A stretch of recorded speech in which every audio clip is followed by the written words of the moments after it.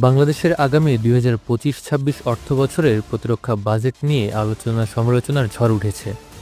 স্থানীয় কিছু গণমাধ্যমের প্রতিবেদন অনুযায়ী এই বার্ষিকীতে প্রতিরক্ষা খাতের জন্য বরাদ্দ হতে পারে ৫০ থেকে ৫৫ হাজার কোটি টাকা।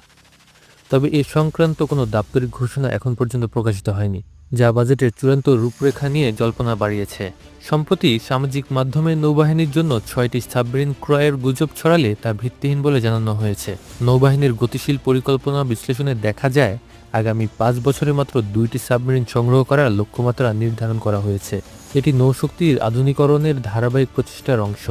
তবে এবারের বাজেটে সবচেয়ে আলোচিত বিষয় বিমানবাহিনীর জন্য মাল্টিরোল যুদ্ধবিমান সংগ্রহ। গত কয়েক বছর ধরেই এই ধরনের অত্যাধুনিক যুদ্ধবিমান কেনার প্রক্রিয়া চলমান ছিল। প্রতিরক্ষা বিশেষজ্ঞদের মতে, এই বাজেটে প্রকল্পটির জন্য অর্থ বরাদ্দের মাধ্যমে চূড়ান্ত সিদ্ধান্তের পথ সুগম হতে পারে। এটি বাংলাদেশের আকাশসীমা রক্ষায় যুগান্তকারী ভূমিকা রাখবে বলে প্রত্যাশা করা হচ্ছে।